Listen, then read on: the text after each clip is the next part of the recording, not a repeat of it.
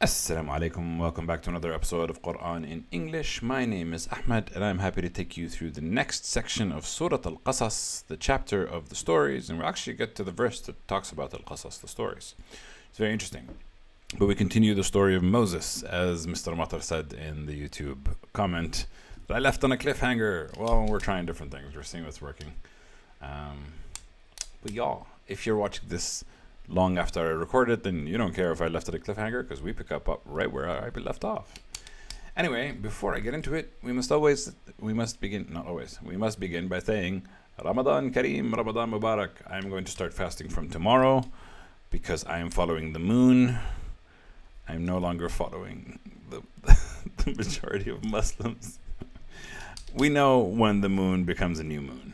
When the moon becomes a new moon, the next day should be Ramadan. We can find out by math. We don't have to use our eyes. I know that they used their eyes 1,450 years ago. That doesn't mean we have to do it the same way now. Because we also don't use our eyes according to what the Quran says of when we start eating. Al-khayt al-abyad al-khayt al-aswad, the white string and the black string, it says that you can keep eating until you can see a difference between the black string and a white string. We don't do that. We follow a specific time. And if we're following time and following science, then we should follow time and follow science completely. And stop with this guessing game of when is Ramadan and just do some math and figure it out. It's a clock. After the clock strikes, the next day. Very simple. So the new moon is from today at 1 p.m. And thus tomorrow is Ramadan, as far as I'm concerned. I understand. I understand that it all sounds a bit ridiculous. Anyway, who cares? Ramadan Mubarak. Last Ramadan, I tried to record a Quran episode every day. I don't think I'm going to be able to do that this time. I'm going to try, but I don't think I'm going to succeed. So we'll see how far we get. Anyway, back to Moses and the stories. أعوذ بالله من الشيطان الرجيم بسم الله الرحمن الرحيم أعوذ بالله من الشيطان الرجيم بسم الله الرحمن الرحيم. And off we go. وحرمنا عليه المراضع من قبل فقالت هل أدلكم على أهل بيت يكفلونه لكم وهم له ناصحون. And we forbade upon him all the wet nurses. We caused him to refuse all the wet nurses, but it says وحرمنا, we forbade, we didn't allow other nurses to breastfeed him from before. So his sister, who followed him and saw where he went, said, shall I direct you to the people of a house that will be able to raise him and have him as a baby and breastfeed him for you? And وَهُمْ لَهُ نَاصِحُونَ, and they are for him advisors. And also, the nasihun, we're going to get nasihin, which is kind of the same word a little bit down the line when the guy's talking to Moses. But here it says, we'll be sincere, we'll take good care of him. We'll advise him is the correct word, but it means something different. So Moses, even though he was separated from his mom and his mom's heart was about to break, his sister kind of points out that, hey, maybe you should check out this family. She seems to be able to breastfeed him. So what happened? فرددناه إلى أمه كي تقر عينها ولا تحزن ولتعلم أن وعد الله حق ولكن أكثرهم لا يعلمون. So we restored him, we returned him to his mother, because she was super sad and heartbroken, so that her eye might be comforted and that she may not grieve, and so that she would know that the promise of God is true, but most of them do not know. Most people don't know. So they brought Moses back to his mom. He was separated. It was heartbreaking, but they brought him back to his mom. And his mom breastfed him for the earliest years that he was there. ولما بلغ أشده واستوى آتيناه حكما وعلما وكذلك نجزي المحسنين. And when he reached full strength, puberty, and he became mature, we bestowed upon him wisdom and knowledge. And thus we reward the ones who do good. Thus we reward the good doers. Yeah, so Moses was given a lot of blessings. ودخل المدينة على حين غفلة من أهلها فوجد فيها رجلين يقتتلان هذا من شيعته وهذا من عدوه فاستغاثه الذي من شيعته على الذي من عدوه فوكزه موسى فقضى عليه قال هذا من عمل الشيطان إنه عدو مضل مبين. So he entered the city at a time of inattention. He just kind of walked into the city. Now here they've also added a footnote saying that in his adulthood, Moses and Pharaoh were not on good terms because he started to question their evil practices. Maybe this is in another part of the Quran, but we have not covered it just yet. But he entered Moses entered the city without people noticing. So its people were not paying attention to him. And then he found in it two men that were fighting each other. One of them was from his party, his tribe, his group, his political group, and the other one from his enemy, the enemy political group, because apparently humans have to fight. I don't know what it is. So one from one tribe and one from the other. So one from his tribe and one from the enemy. So the one from his party called out to him, asked him for help against the one who's their enemy. So Moses struck him with his fist, and then he killed him. If you don't know the story of Moses, this is the story of Moses. One day he was in Egypt, and then he came upon a man, and then he was fighting his own people, so he came to help with the fight, and then he fought, and as he struck, he killed the man. And as soon as he killed the man, Moses said, this is the work of the devil. As soon as the man died, he's like, why did I do this? I shouldn't have done this. I shouldn't have been a part of this. This is the devil trying to get me. Indeed, the devil is an enemy, is the one who misleads clearly. This is Satan's handiwork, for sure. And yeah, you kind of see this time and time again. Satan does his work in the form of, like somebody's asking you for help, and then you get roped into doing something that's quite difficult.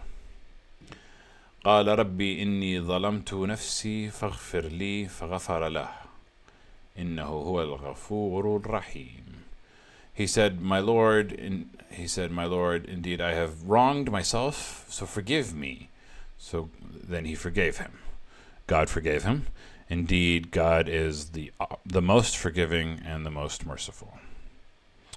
Which tells you what? That even the prophets, even the messengers, make mistakes and ask for forgiveness, and have to ask for forgiveness in order to receive it. That's how it works. Nobody's perfect. قال ربي بما أنعمت علي فلن أكون ظهيرا للمجرمين.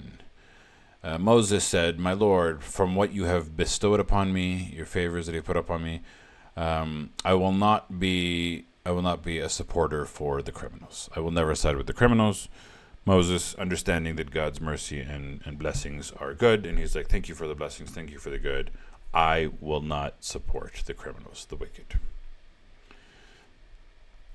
But then, فأصبح في المدينة خائفا يترقب فإذا الذي استنصره بالأمس يستصرخه قال له موسى إنك لغوي مبين. So in the morning he was in the city, he's afraid and watching around and was vigilant. He was like, I don't want to get caught, because he just killed someone, so he doesn't want to get in trouble. And then the one who sought his help yet in the previous day cried out to him for help again. Help me, please. And this time Moses said to him, he's like, indeed, you are surely a deviator that's clear. Whatever you are, Mr. Help me, you're the problem. You're the one that said, help me fight this guy. It seems to be that yesterday you were in a fight with somebody and I killed him, and now you're in a fight with somebody else. That you're doing something wrong. Something ain't right. And this is kind of why he made it, he recognized it after he killed the man, that the devil is at play here. There seems to be something persistent trouble. Is what it seemed to be. Okay. فلما أن أراد أن يبطش الذي فلما أن أراد أن يبطش بالذي هو عدو لهما قال يا موسى أتريد أن تقتلني كما قتلت نفسا بالأمس إن تريد إلا أن تكون جبارا في الأرض وما تريد أن تكون من المصلحين. Which, that guy. And then when he wanted to strike the one who's his enemy for them both, he said, the guy who called out for his help, called out Moses, come help me, come help me. And then as he was about to fight the guy and he saw that Moses wasn't coming, he said, oh, Moses, do you want to kill me like you killed the person from yesterday? Like he's really pulling on the heartstrings. Oh, so now you killed someone yesterday and now you want me to die because you're not helping me fight this guy again? Like the guy's like, come on, fight, kill this one too. Like, again, trouble. But it's crazy that he's telling him like, oh, you want to kill me now the same way that you killed the guy. Like he's blaming Moses for the fight that he's getting into. Like, oh, now I'm going to die at your hands because you could, like, it's super emotional manipulation. It's crazy. And then he continues by saying, indeed, you only want to be a tyrant, someone who thinks he's mighty and destroying in the earth. Like he's telling Moses, oh, you only want to be a big, strong man, eh? And you don't actually want to be one of the ones who are doing good. The reformers, you don't intend to make peace. Like he is really egging him on. He's like, yeah, you oh, so now you won't fight with me? You want me to die and it's going to be blood in your hands? You just want to be mighty. The man assumed that Moses was going to hit him. Oh, then when Moses was about to lay his hands on his foe?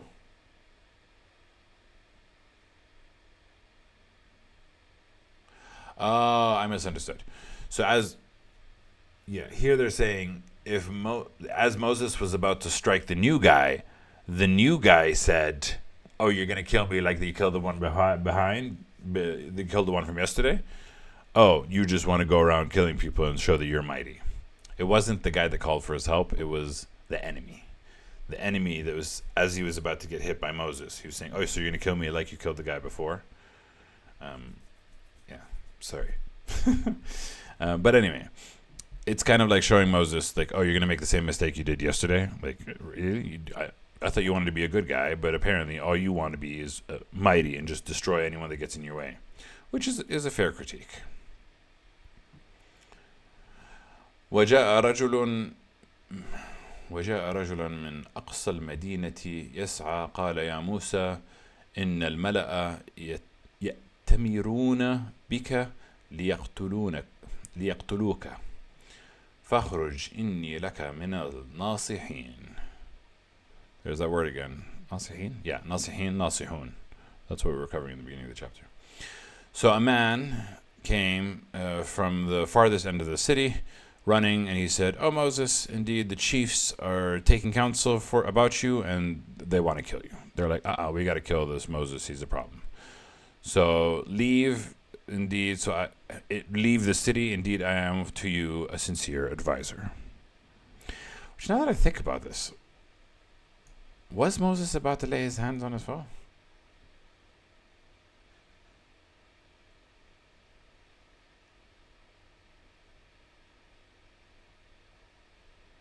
I don't know. Maybe I'm a bit tired. Either way, the chiefs are coming to kill Moses, and they're driving him out of the city. How am I tired before Ramadan? God help us all. It's because it's the last of the moon. Anyway, let's not get into it. فخرج منها خائفا يترقب قال ربي نجني من القوم الظالمين. So Moses left from the city fearful and vigilant, and he said, my Lord, save me from a people that are wrongdoers, or wrongdoing people. Which is kind of like, what are we talking about here? Because Moses did kill somebody. And they are trying to get justice. And even by Jewish scripture, an eye for an eye, a soul for a soul, life for a life. Why are they? I mean, they are wrongdoing, but not because of what he's in trouble for. He's in trouble for killing someone. And apparently he was about to kill somebody else. I mean, that's not how I read it. How I read it the first time probably makes more sense.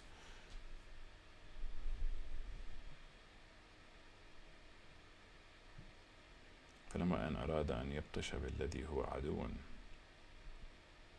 I don't know. They are wrongdoing people, but not because of why they were chasing him and trying to kill him.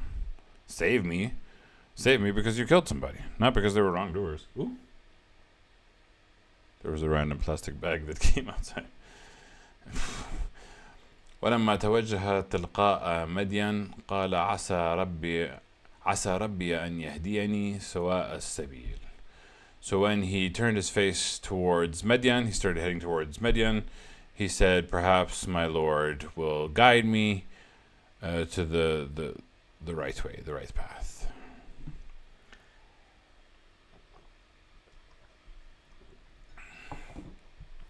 ولما ورد ماء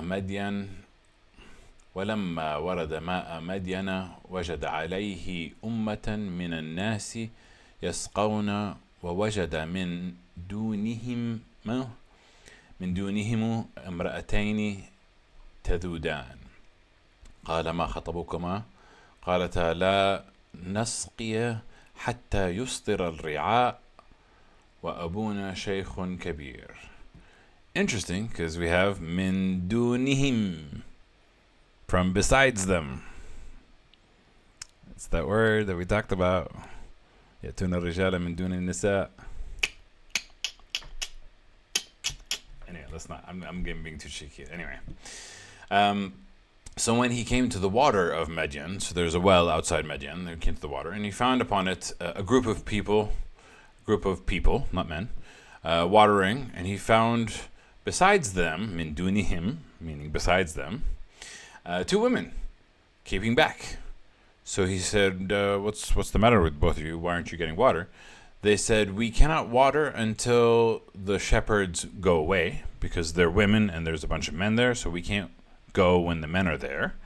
And our father is a very old man that can't come to the well and can't get the water, and he can't do what they're doing, so they have to wait until they leave, which, will they have enough water? Will they not have enough water? So they're in a predicament. They have to wait. They can't get the water. And that's where Moses comes in.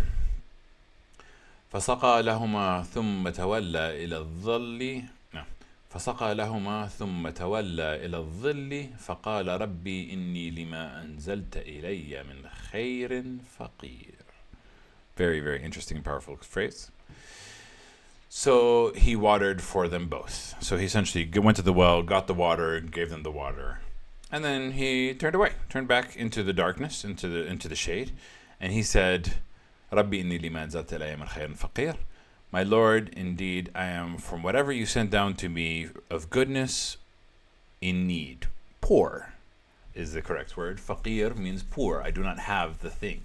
So he's saying to God, the goodness that I need from you, I don't have. I'm poor. My mom has always told me to say this phrase, that whatever, doesn't matter what you have, always say, Rabbi inni lima anzalta ilayya min khayrin faqir. My God, from the goodness that you are going to provide for me, I am poor, because God always has more to give, and you are always, in theory, poor of what He's going to give, because you don't know what He's going to give. Whatever He gives you from now on will be a blessing from God. However, I personally don't like this, so I say this at the end of every prayer, because my mom made me say it. But I also say, Rabbi inni lima anzalta ilayya min khayrin ghani, which means, my God, for that which you have sent down for me from goodness, I am rich. So I say I am poor, meaning that I can always receive more and God will always give me. And I always say I'm rich, meaning that I am appreciative and I'm grateful. And for me, it's very important to say both, because the duality of both exists. I have everything that I have because of God. I will receive everything that I will receive because of God. So I'm both rich and poor, in a sense. It's a very powerful statement. Moses left Egypt with no food, money, or even shoes. He was completely worn out by the time he arrived in Midian, crying for help. Allah gave him a wife, job, and a home on the same day. Spoilers for the next 4 verses. فجاءته إحداهما تمشي على استحياء قالت إن أبي يدعوك ليجزيك أجر ما سقيت لنا. فلما جاءه وقص عليه القصص قال لا تخف نجوت من القوم الظالمين. Again, there's that word again. So she came to him, one of the two women, walking and being very shy and going, and she said, indeed, my father invites you, calls you, so that he may reward you as a reward for what you have watered for us, what the water that you got for us. So when Moses came to him and he narrated upon him the story, Al-Qasas, this is the chapter of Al-Qasas, this is the word, Al-Qasas. He said, do not fear. The father of the girl said, don't fear. You have escaped from a people that are wrongdoers. Again, I know that the pharaohs were doing wrong and that they were saving people, that they were like doing lots of wrong things. But it's just in the context of the stories that we have received, Moses killed someone, and that's why they were chasing him. They didn't chase him because it's Tuesday. You know what I mean? So it's anyway. قالت إحداهما يا أبتي استأجره إن خير من استأجرت القوي الأمين. Yeah. إن خير من استأجرت القوي الأمين. So one of the girls said, "Oh father, hire him. Indeed, the best of whom you can hire is the strong and the trustworthy. A strong, trustworthy person is definitely the best to hire." قال إني أريد أن أنكحك إحدى ابنتي هاتين على أن تأجرني 8 حجج فإن أتممت 10 فمن عندك وما أريد أن أشق عليك ستجدني إن شاء الله من الصالحين. So the old man said, I wish to marry you to one of my daughters, one of these 2 daughters, so that you may serve me for 8 years. But if you complete 10 years, then it's from you, and I appreciate it. If you make it to 10 years, you know what? I appreciate it. Thank you so much. I appreciate you. So you're so kind, so sweet, so sweet. And I do not want to make it difficult for you, and you will find me, if God wills, from the righteous. You'll find me an agreeable man. So he's saying, yeah, marry one of my daughters for 8 years of service. If you make it 10, I'll be grateful. And you'll find me agreeable and the ones who do good. Salihin. قال ذلك بيني وبينك أيما الأجلين قد قضيت فلا عدوان علي والله على ما نقول وكيلا. So Moses said, that is between me and between you, like whether it's 8 years or 10 years, you being righteous or you not being righteous is between me and you. We'll figure it out. And whichever of the 2 terms I will complete, then there is no injustice upon me. And God is over what we say, a witness, a governant, an agent to kind of make sure that it'll all come out. God will watch out that this transaction comes out quite good. Now you might know. No, we're not going to do spoilers. Story time continues. When it continues, I'll probably do a verse tomorrow, but I don't know if I'll do it every day. We'll see. Anyway, as usual, we always end with Sadaq Allah al-Ali al-Azim. I thank you. Oh, it's only been 24 minutes. This is a quick episode. Nice. It's story time. Story time's fun. It's fun and it's cool and it's appreciative. Thank you for watching. I'll catch you guys, inshallah, tomorrow. But we'll see. Ramadan Kareem. Good luck, everybody. Ramadan Mubarak. We got this. We're going to make it, inshallah. All right. Peace out. Bye.